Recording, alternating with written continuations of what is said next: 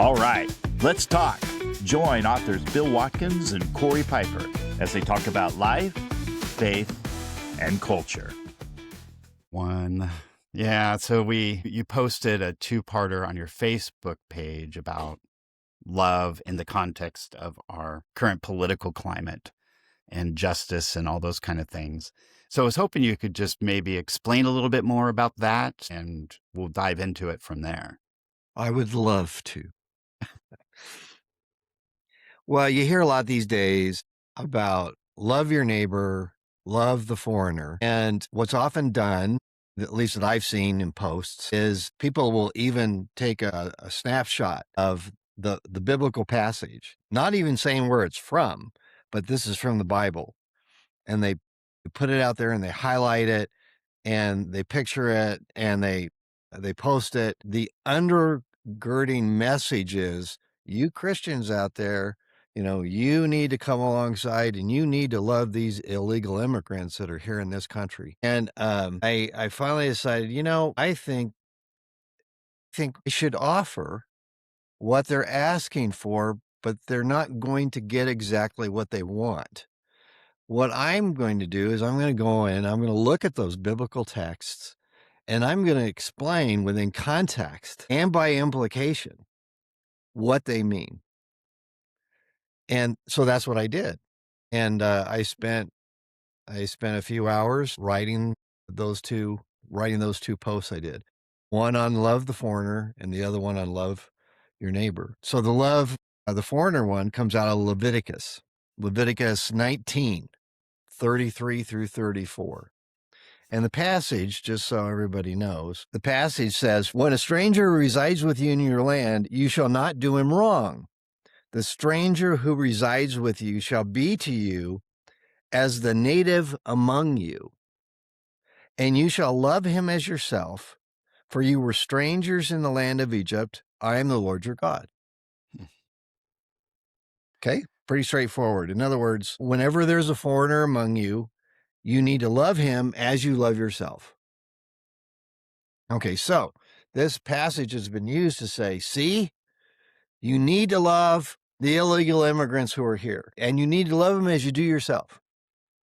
So I thought, well, okay, there's a Reformation principle of interpretation called Scripture interprets itself. So I was curious what else the Israelites were told about how to handle the foreigner. Right. And here's what I discovered. There were several places in the Mosaic law where foreigners or the Israelites are addressed on how to handle the foreigner. Here's one of the laws. Foreigners cannot participate in the Passover unless they were circumcised. So not a blanket acceptance. There are certain things they have to do. The Passover is only for the circumcised. Number two, foreigners, like Israelites, could be stoned to death for blaspheming God's name. So they were subject to capital punishment. Another example, like Israelites, foreigners were forbidden to consume blood. But unlike Israelites, they could eat animals who had died naturally. An Israelite could kill an animal and eat it. Right. But if you were traveling and you found a dead animal somewhere, the Israelites were forbidden from eating it, but the foreigner could. So there's one place where the foreigner had a little bit more leeway than the Israelite. Here's another one. Foreigners were forbidden from becoming a king of Israel. So that was forbidden. So anyway, there are other examples I could give, but the idea is that foreigners were subject to the laws of the land. In fact, there are several places in the Old Testament where it says that the foreigner shall be treated under the law as the native is treated under the law. What I gleaned from that is that when it talks about a sojourner, it means somebody that wants to come to Israel for the sake of being a new citizen of Israel. Now, maybe if they are just wandering through, they're there living, they're interacting, they're doing business, they're there for a while. They are supposed to completely respect the laws of the land. Respect. That's what gather from that. Is that right? That's right. Okay. Respect and obey those laws. They're subject to those laws. There are few things that a foreigner can do that an Israelite cannot do, but they're subject to the law, even to the point of death. Their life can be taken. Like I take that if I go to another country, I'm supposed to be respectful of their customs and their laws and respect the way they live.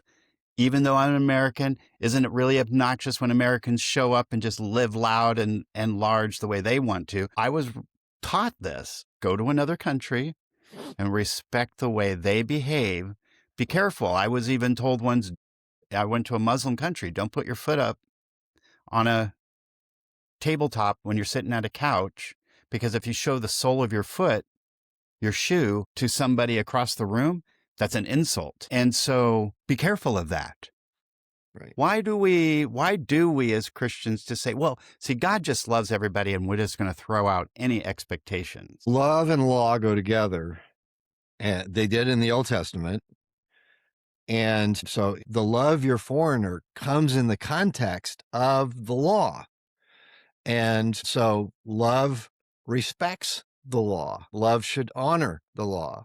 And love should expect that those who are within its boundaries should also respect the law and comes under the law, not only in terms of reward, if there are any rewards under the law, but also punishment. And so the people who are using this passage from Leviticus to try and shame Christians into behaving the way they do, it actually works in just the reverse. It is an indictment against them for not only misusing the law, but it also, the foreigner is now in your country and so should obey its laws. Well, and the other thing that hit me while I was working on this is, okay, so let's assume, for the sake of argument, that the individual who is posting this passage from Leviticus wants everyone to obey it, wants everybody to follow this dictum to love the foreigner as you love yourself.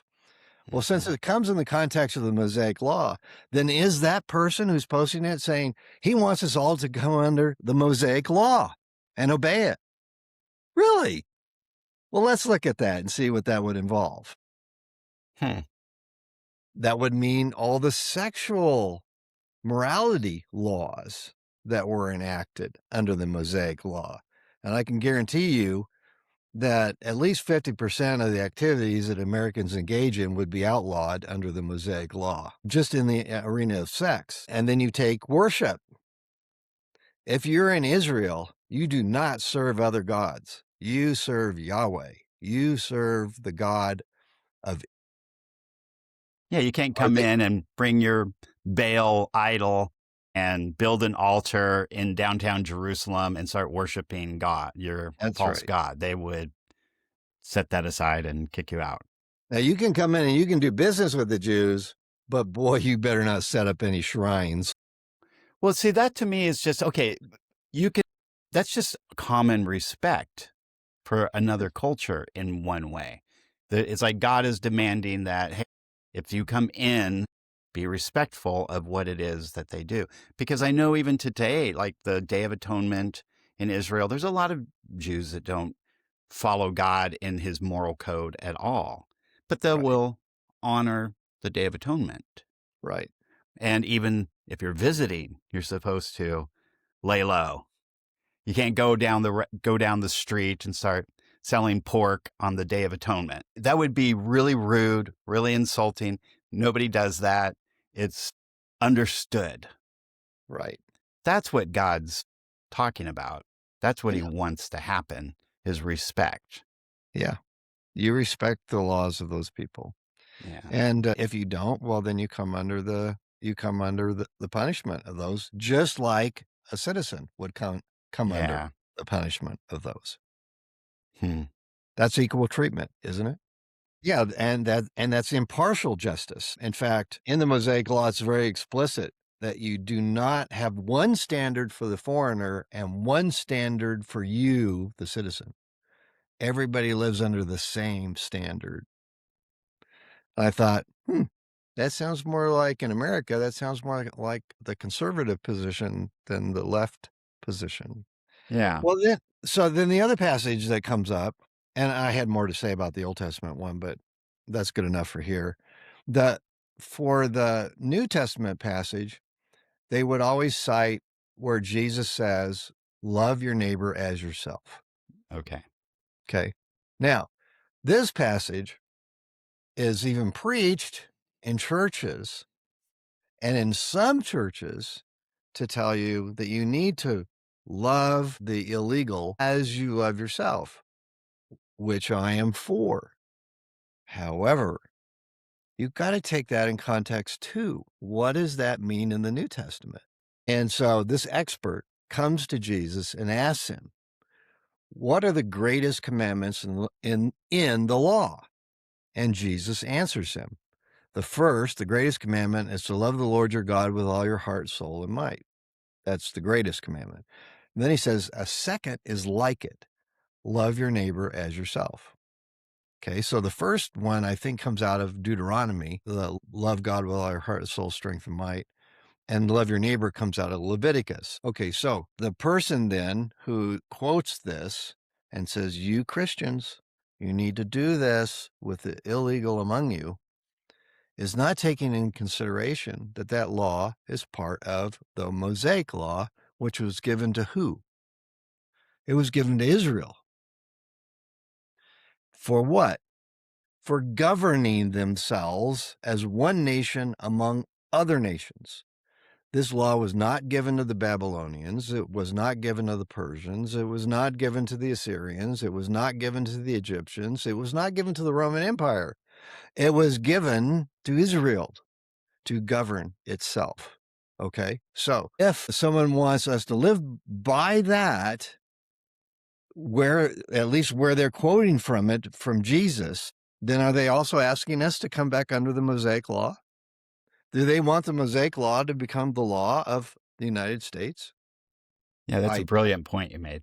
That smacks of Christian nationalism. Yes, it does, doesn't it? Oh my gosh. But another problem with it is that by citing this, that Jesus said that, they're citing Jesus as a moral authority, right? Yeah. If we're to obey it, then Jesus is speaking authoritatively on a moral matter. Well, that's a problem for some. It's going to be a problem because if he is a moral authority, then Jesus claimed to also be the greatest moral authority because he claimed to be God. He claimed to be God in human flesh. So where does your adherence to what Jesus says end? Just when it's politically expedient for your particular messaging? But then the other stuff that would contradict what you like, I'm just going to discard him there. And that's the problem. Because Jesus, as C.S. Lewis argued, Jesus didn't give us that option. Jesus basically, said, if you follow my teaching, then you love me. Jesus connected love and law too, love and commandment as well. That if you say you love me, then obey my commands. If you obey my commands, then you love me. Really? Okay. So I'll say to the person on the left who cites this, so do you love Jesus? Because that's what you're committing yourself to. And if you love him, then do you love him as he is for what he claimed to be?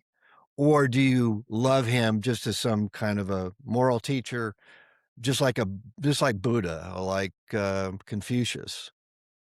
Is that how you love him? Yeah, it's almost like taking our values and using them as an instrument for their own political gain. They're trying to guilt and shame Christians and to, in a sense, make us look ridiculous, see how hypocritical we are. You're supposed to be the most loving people around. Why are you all for this enforcement of the law?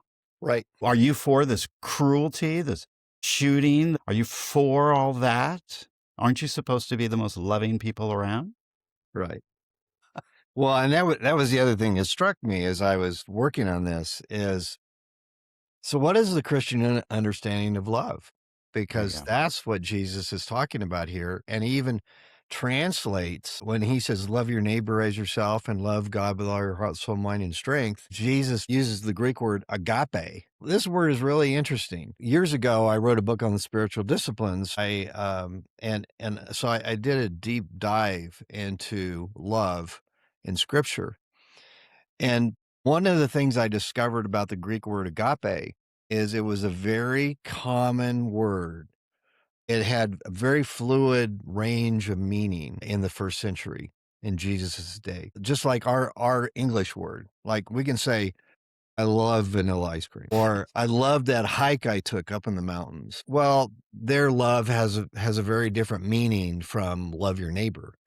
Jesus used that word to mean that this is the love that comes from God. This is divine love. This is what God is. God is love. And the Apostle John in 1 John 4 says that explicitly. God is love. Agape. Yeah, agape. It's the same word, agape. So Christians took that very common word for love among the Greeks and infused it with the meaning that real love, genuine love, only comes from God.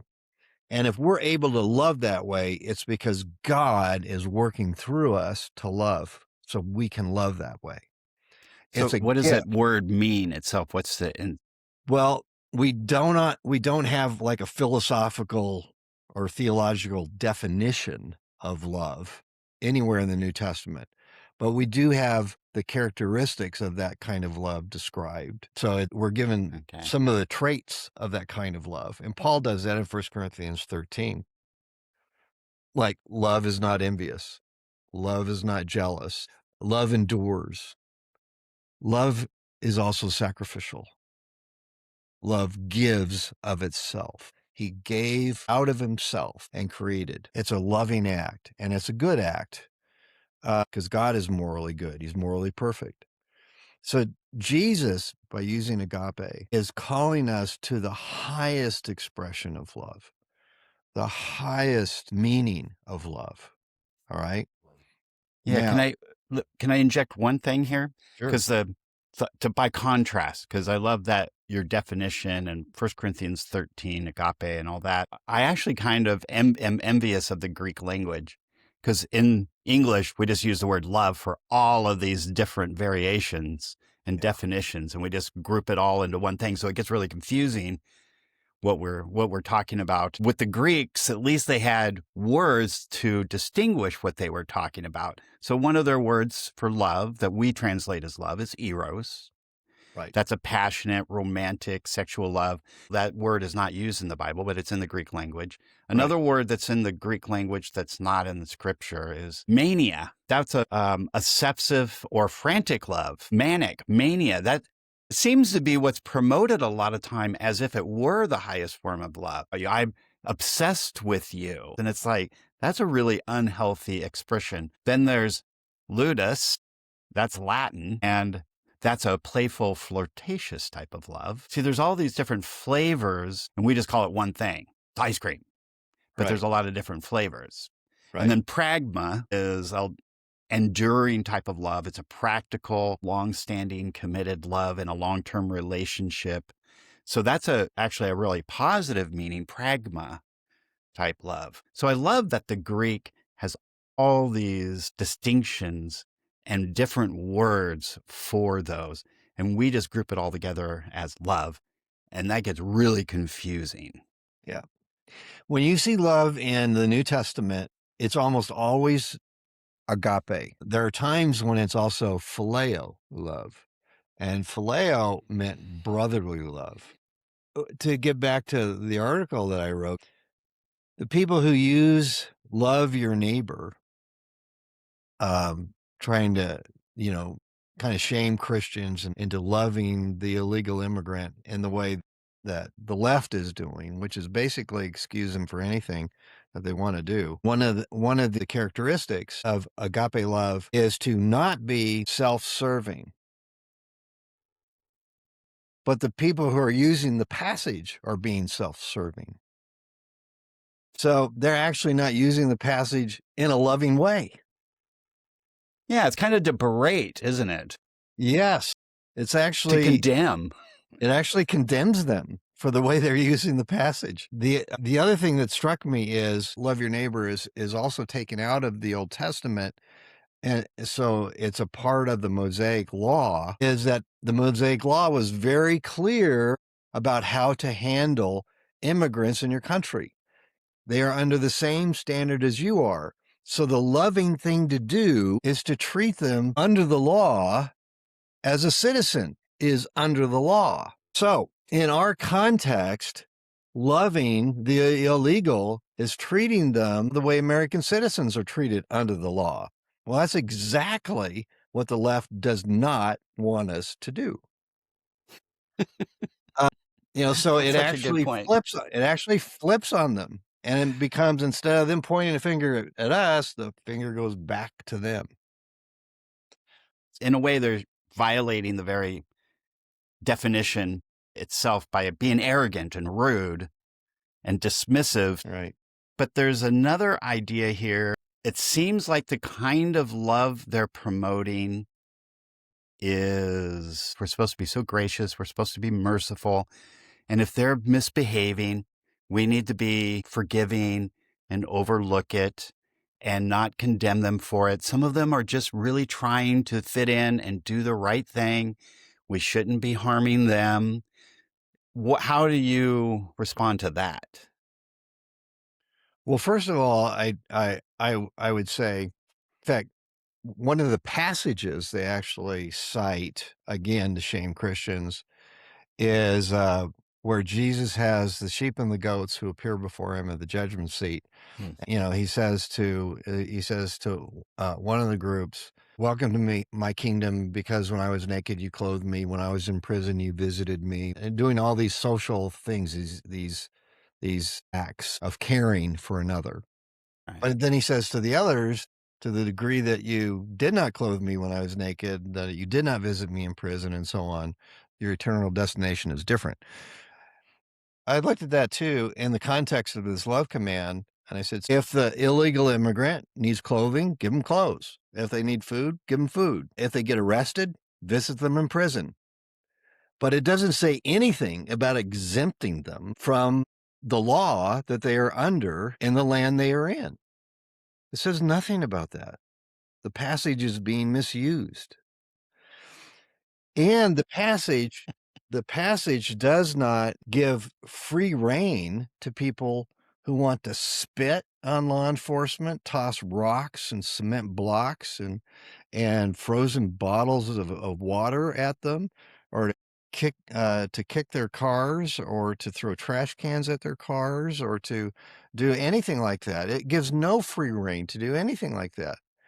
So, this idea that love is supposed to allow people, give them free rein to act in morally corrupt ways is absurd. It's actually anti-biblical, and it's a distorted way of thinking.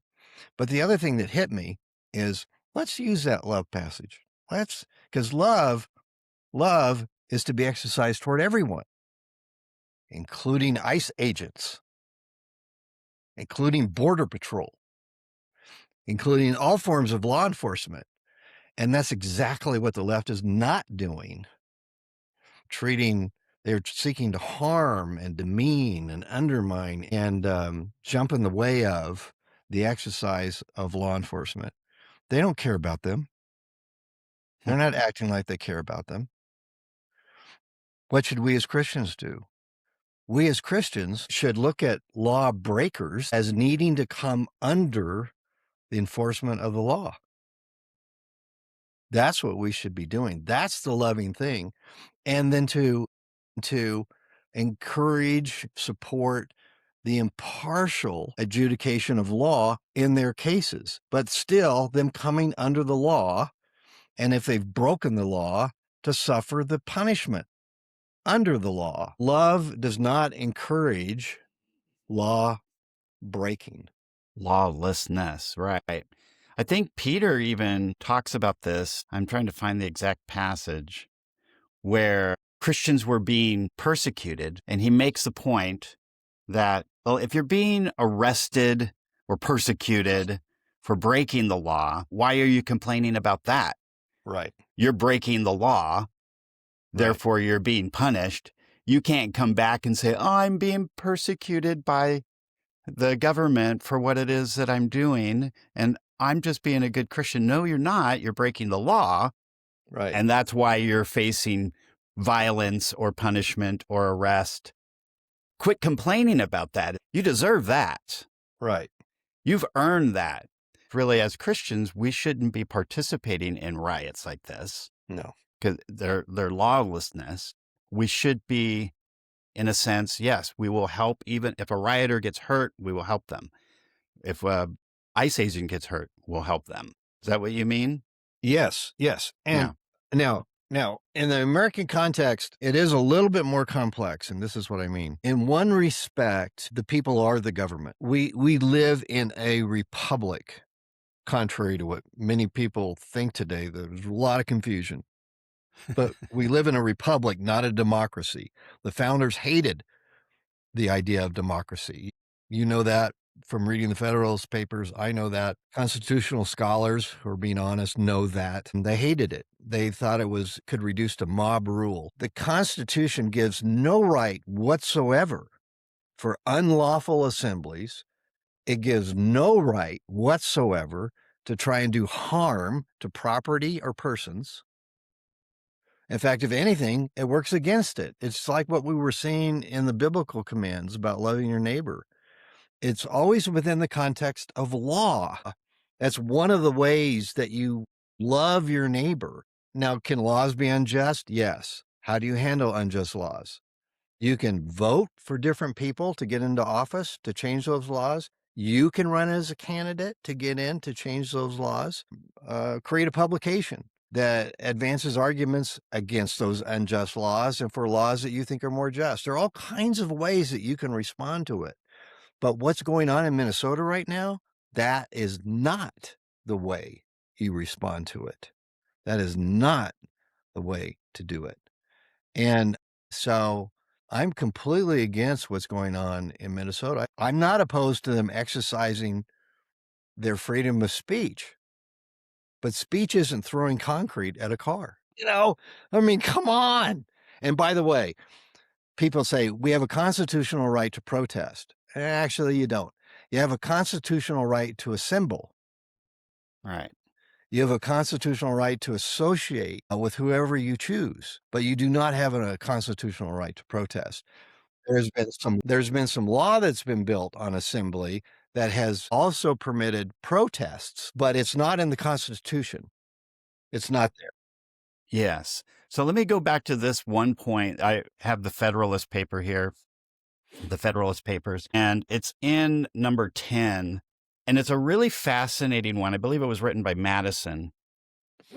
And he points out that the whole structure of our government recognizes factions, that there are going to be differences of opinions. And there's a couple of ways you can deal with that. One of them is to remove the ability to disagree with each other.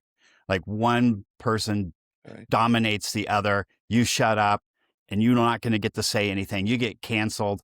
Okay, well, now you have peace and you have freedom within the context. You can say what is agreeable to this one particular viewpoint. And he says, that's not how we deal with factions in America. We're going to allow factions. In fact, we want people to, even the minority view, to have a voice that can contend with the dominant view. Right. We want factionalism to coexist. We're not going to shut it down. We need to have all these different voices and different factions and different beliefs. I'm one person and I disagree with everything. You have power to say that. You do. That's an important feature of American republicanism. Right. That's the American ideal. This is, and I hope people wake up to this. This is something destructive, and it's more like the French Revolution than it is the American Revolution. The people I hear on the left these days who keep bringing up the Constitution, that something is not constitutional and we need to follow the Constitution. If you look at their history on this subject, they are not constitutionalists. They do not believe What they're saying, the rhetoric is just meant to draw people who are conservative over to their side. And it's meant to give justification for those who are already on their side that what they're doing is legal when it isn't. It's a farce. So that reveals this vague generalization, these abstract ideals that they're throwing out there because they sound so great. Of course, we're for freedom. Of course, we're for freedom of speech. Of course, we're for protesting. Of course, we're for speaking your mind. What do you mean by that? Exactly. And we see what they mean in Minnesota. No, in fact, what's going on the left, if at least the ideological leaders on the left, I'm not saying that everybody who's signed up as a Democrat believes what I'm about to say, but this is where their party is going. The ideological left wants to abolish the Constitution and reinvent government here in the United States. And the reinvention, and this is my warning, the reinvention will be the very thing that they're now railing against, they think is going on now. The reinvention will be authoritarianism on steroids. Mm-hmm. It will be exactly what the founders called tyranny, is what it will be. There will be no freedom of speech. There will be no freedom of expression. There will be no protests. There will be no sign of rebellion against the state without the state coming down on you with a hammer. And there will be no impartiality in front of the law because there will be no real law. It will be whatever the state demands of you, and there'll be no moral constraints. The state will be all powerful. The state will be the dictate of what is good and what is right, and state will change it according to what the power brokers of the state want. That's what'll happen. That's what happened in 2020. But there was just these decrees. There weren't laws. Yeah. It was just, we are decreeing this is how you should behave. Yeah. And if you say across the board, everything, it would erase states' rights. It would erase individual rights. You have to comply with the state or else you're canceled or imprisoned or whatever. Right. And there will be many corporations, not all, but there will be many corporations that'll go along with this kind of regime because it will keep them in business. Right. And the state will use them to shut down dissent, including on the internet, which is exactly what happened under COVID, but it will be much, much worse than what we experienced under COVID. Oh, I'm just warning people. Solzhenitsyn was warning us in the 70s about this kind of thing. And we're seeing it unfold before our eyes. And if Trump, I don't care if you hate Trump to your bones, but Trump is doing everything he can to roll all this back so it doesn't take over the United States.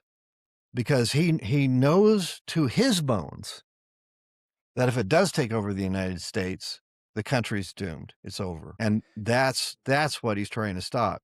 And in the process, he keeps saying this over and over and over again, and he means it. He wants to do what's good for all Americans, and he is. Economically, he's opening up opportunities overseas. He's opening up our opportunities by the country's actually respecting who we are rather than laughing at us. He's doing all kinds of things, and in energy, he's opening things up. He's doing everything that he can to make things good for all Americans, regardless of their party, regardless of their beliefs, religious or political. It doesn't make any difference.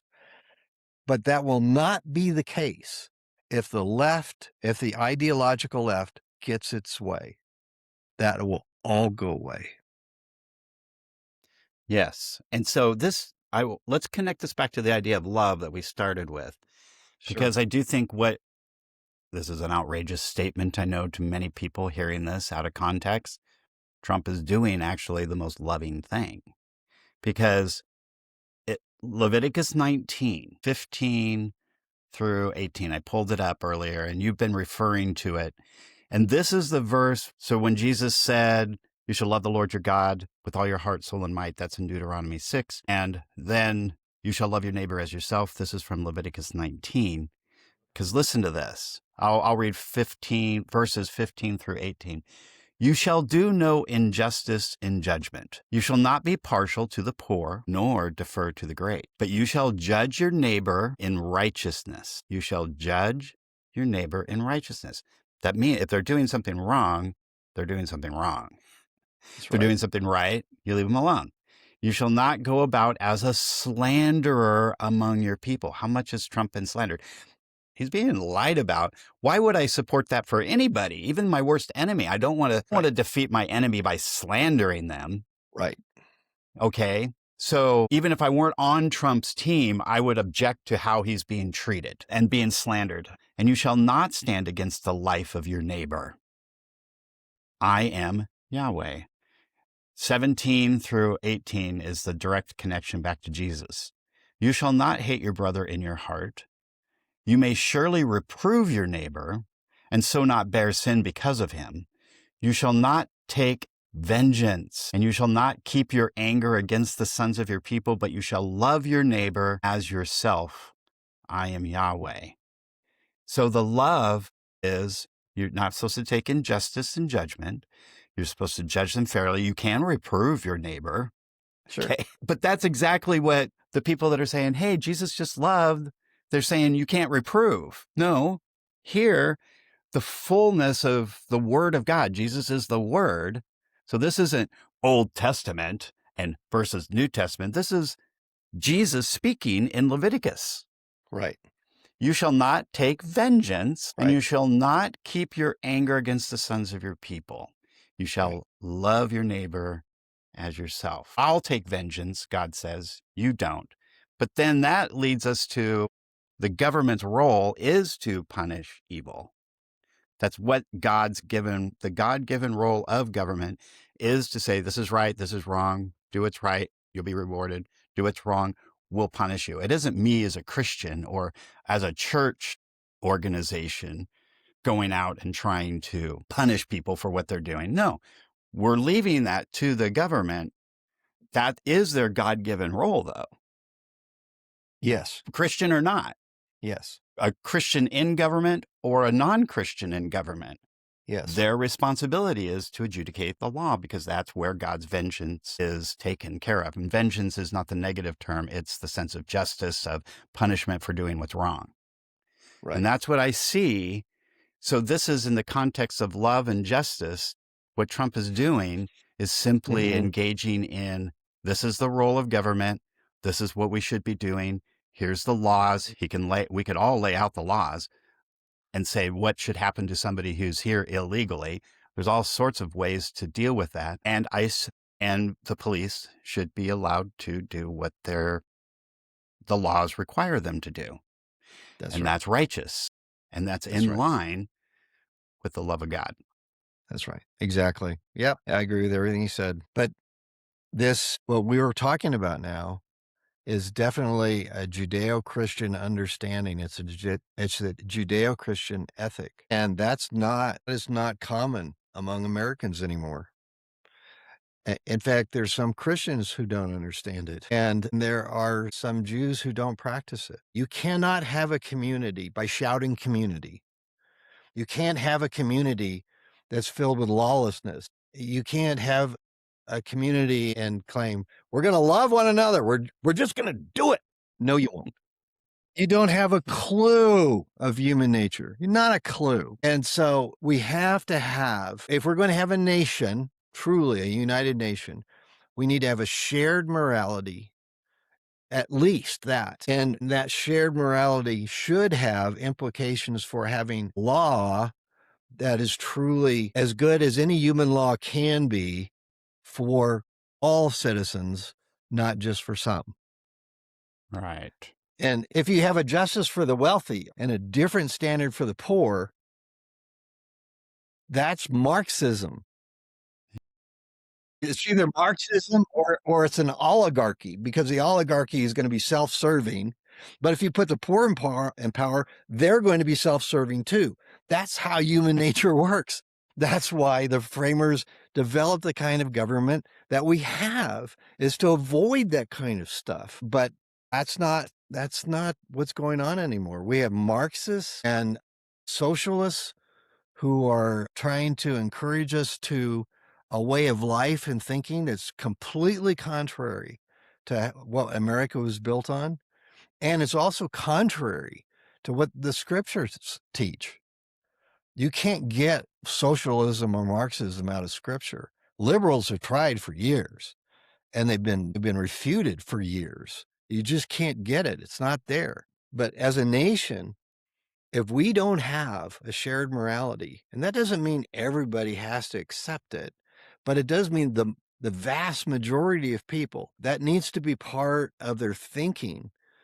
If that's not there, I don't see how we can last. It's going to take more than economics to keep a country together. Christianity is something that's very much a trust in the message that God has proclaimed to mankind. Here it is. And it's between you and God whether you believe it. I cannot coerce you to believe it. I can't threaten you. I can't put a gun to your head and say, believe in Jesus Christ or else you're going to burn in hell for eternity. That doesn't mean you believed. It means you just didn't want to get shot. Right. So it's not a true conversion, though Christianity respects the individual and their accountability before God himself. Right. And all we can do is say, here's his message. And that's why it's so important for us to be clear and consistent with the Bible and the message and line up with that message. Because if we warp it, then are people really believing the right message? Are they believing some warped version of it? Are they really believing what God has proclaimed, or some variation that God would go, that's not exactly what I meant?